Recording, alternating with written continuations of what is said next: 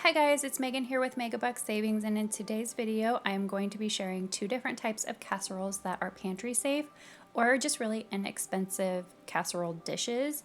And so thank you for clicking on this video, and I hope that you enjoy. So this first dish is going to be a cream style canned corn casserole dish. It is a gluten-free friendly option here. So if you are looking for a gluten-free type of side dish for your family, this is just a great, cozy, I guess comforting type dish. It is just so yummy. So in this little cup here, measuring cup here, I added 1/4 of a cup of flour, a teaspoon of salt, 1/4 of a teaspoon of pepper, 1/2 of a teaspoon of garlic powder, 2 teaspoons of sugar, and I just mixed that all together and set it aside so it was ready to go.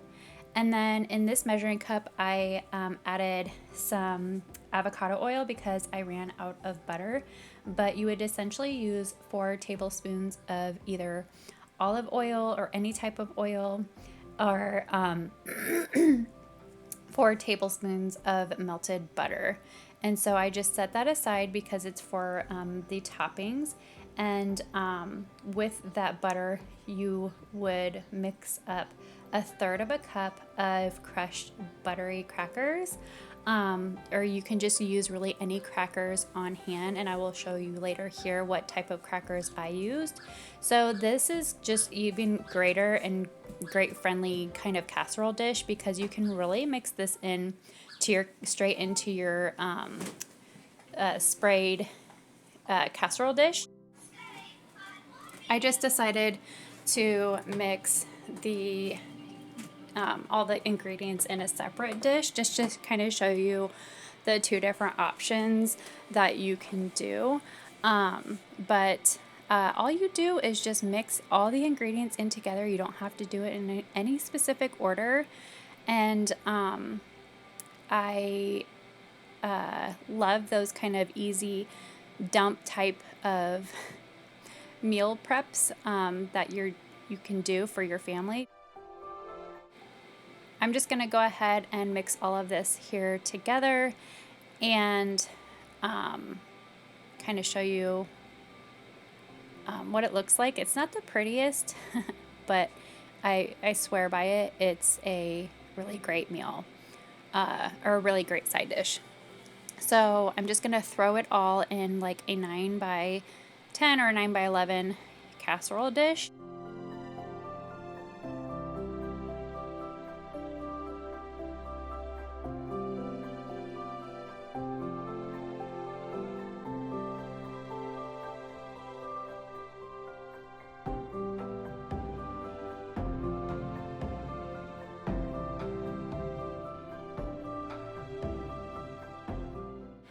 And then I'm going to throw on that grated parmesan cheese. It's 1/2 cup of finely grated parmesan cheese. I used the fresh. Of course, you saw me shredding that up earlier.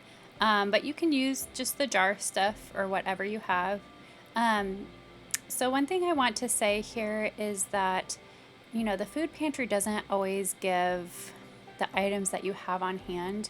But if you are using a food pantry, use what you have, and then of course you're going to always have to go to the grocery store, but you can always add items, find items. And what I use is Pinterest, and I just Google search in that Pinterest or search in the search engine what the stuff that I have on hand, and then build my recipes off of what I have in my pantry already on hand. So that way anything that I have actually, oops. So I was trying to show you guys my casserole dish, and I forgot that it was like completely creamy and I poured it everywhere. So, you know, oh well. And so anyway, that's how I, I kind of shop my pantry to see what I have, and then build off of recipes when I go to the grocery store. I just use what I have on my list, so I'm not overspending and just buying random things. But I also buy just, when I am out of stuff, I do also just, buy what I need for my kitchen.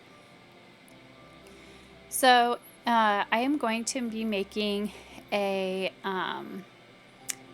green bean casserole as well, and this is going to be a gluten-friendly one as well. And so what I do for my green bean casserole is I add 2 cans of green beans drained. I drain some canned mushrooms, and I take about 1/4 to 1/2 of the mushrooms and cut those up. I take a thing of gluten-free cream of mushroom that you can get at Walmart. Yes, Walmart sells gluten-free cream of mushroom and cream of chicken, which is amazing. I chop up a thing of about 1/4 to like 1/3 of onions, and then I use the rest of the onion for the onion topping. Then I add about a dash of liquid aminos instead of soy sauce. It actually is a little better for you, I think. I'm not really entirely sure, but I just use liquid aminos because of the soy intake, and the sodium intake is a little less than even like the lesser sodium soy sauce.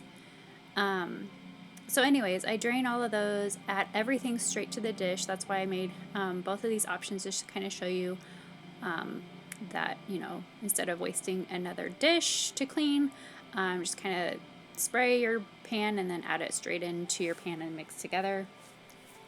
And then sometimes I get a little, you know, inspired. So when I'm mixing all of this stuff together, I sometimes add, you know, like extra seasonings or other things that I have on hand. And in this specific casserole dish, I did add a dollop of sour cream, and I did add some shredded cheddar cheese to it before mixing it all together. And then I added about 1/4 of a cup, maybe just a little bit less, of milk to the casserole.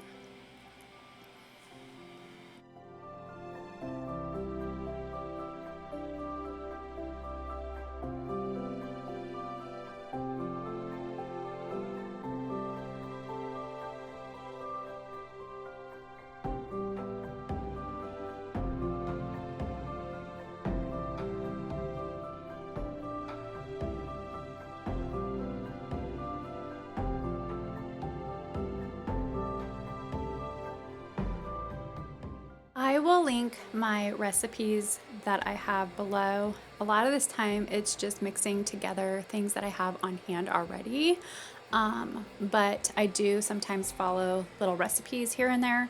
So I will go ahead and link what I have, I guess what I'm doing today in this video, for you to reference if you are wanting to make these casserole dishes.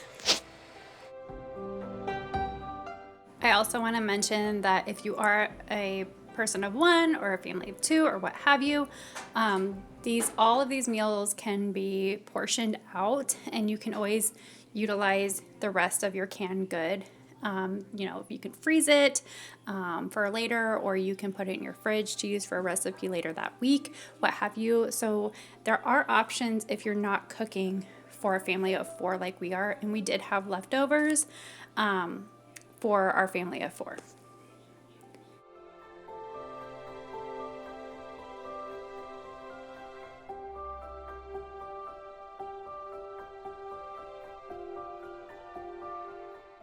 So now I'm going to be cutting up thinly the rest of the onion, and I'm going to be soaking that in a bowl filled with milk and just let that soak while I'm finishing preparing all the other items. And then once I'm done, I will show you the batter I use. Instead of using French fried onions, this is what I do, and it actually makes it so much more yummy and so much more tasty. And if you saw that a little earlier, I did add a little bit of paprika to the casserole.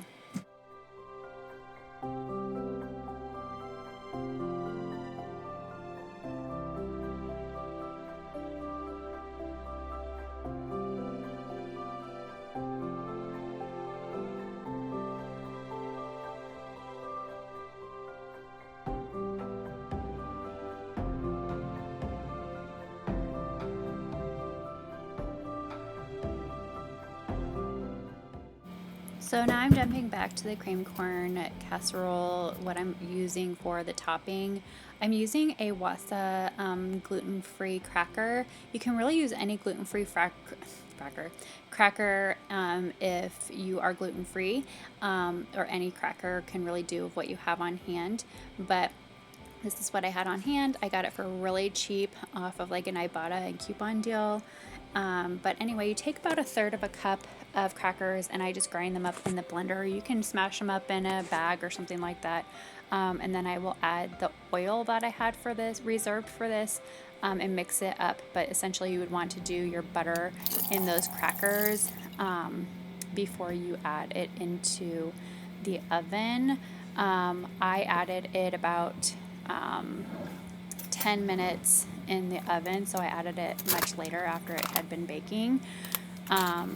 But for the crumbs of the onions, as you see, I was draining those.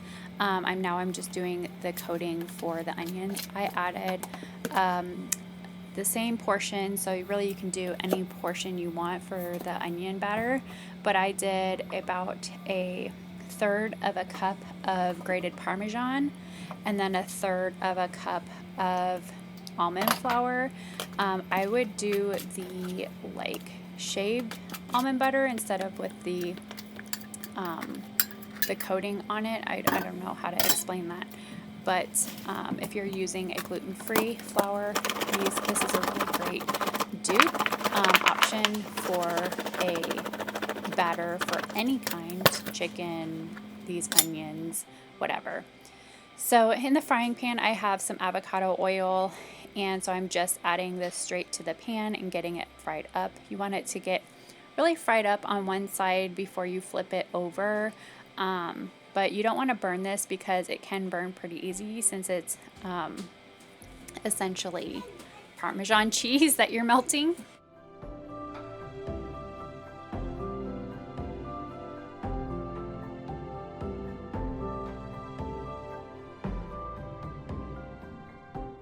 So the nice thing is that these two casseroles take about a half an hour on 350. And then of course, both of them have toppings. So about, 20 minutes in, take it out, put your toppings on both of them, then put them back in for another 10 minutes. And then bada bing, bada boom.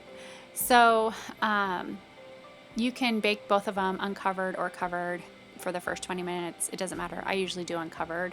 But for the cream style corn, this time I did put foil over it just because I didn't know how fast it was going to bake and I didn't want it to overcook or brown since it had egg in it. But the nice thing is that if you are making a meat of some sort that takes longer than a half hour, you can really just do this, pre-prep it after you're, putting your meat in, and then about a half hour before your meat is done, just put it in 350 for, again, 30 minutes. But here's how the green bean casserole looks, and then here's the cream bean corn before I put the toppings on, and I'll show you here with the toppings on what that looked like. It just is so beautiful. And then my bacon covered turkey turned out so moist, and then I just added some small thing of mashed potatoes and gravy. I hope you guys like this video, and thanks for watching. Come back soon. Bye.